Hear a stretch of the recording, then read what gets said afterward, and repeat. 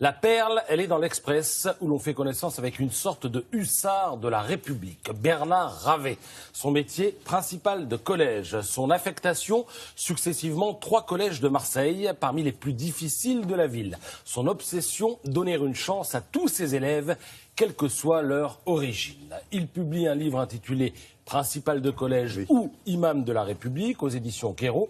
Mais ce livre pourrait tout aussi bien s'intituler J'accuse. J'accuse les surveillants de prosélytisme, j'accuse les élèves de prêcher, j'accuse les parents de sexisme, j'accuse la hiérarchie et les autorités de couardise. Alors son témoignage, évidemment, à la force du vécu. Il raconte par exemple qu'un jour, une jeune prof d'histoire géo déboule dans son bureau parce que pendant le cours sur les droits de l'homme, eh bien, un dénommé Mustapha lui a pris la tête. Alors Mustapha, c'est celui qui est plutôt bon élève, demande le principal. Oui, et il soutient que l'homme et la femme ne sont pas égaux, qu'il est normal de lapider une femme adultère, tout comme de couper la main d'un voleur. Alors j'imagine que vous avez réagi, dit le principal. Bien sûr, dit la prof, mais Mustapha a insisté.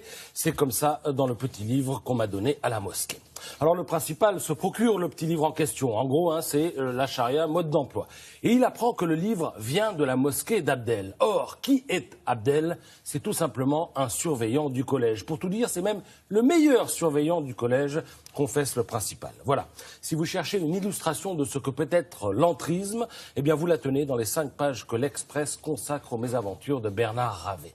Le principal, évidemment, alerte le rectorat. On ne peut rien faire, ce monsieur est titulaire, sous contrat depuis 6 ans.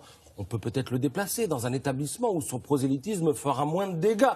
Ah non, c'est pas possible, sauf si vous le prenez la main dans le sac. Bon courage. Bip, bip, bip, au rectorat, on raccroche, façon Ponce Pilate. Alors, de fil en aiguille, eh bien, le principal finit par être contacté par les RG où on lui explique que oui, ce monsieur, le fameux Abdel, est connu des services et qu'il est même sous surveillance depuis 6 mois. Mais apparemment, la surveillance était plutôt super cool.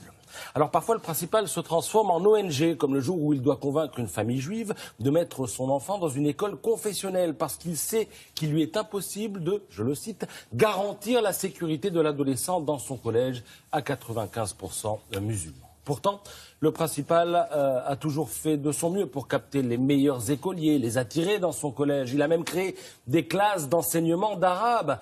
Comme les candidats ne se bousculaient pas, d'ailleurs, à un moment, il est allé aux nouvelles, jusqu'à ce qu'un père de famille le prenne à part et vende la mèche. Monsieur, personne n'ose vous le dire, mais je vais le faire.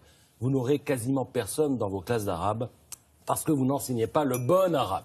Comment ça, le bon arabe, dit le principal? C'est-à-dire, eh bien, le bon arabe, c'est l'arabe de la religion, celui que l'imam enseigne à l'école coranique. Allez, la chute en une photo. Au fronton de nos institutions est écrit, regardez, liberté, égalité, fraternité. Et moi, je me pose une question. Comment dit-on liberté, égalité et fraternité en bon arabe?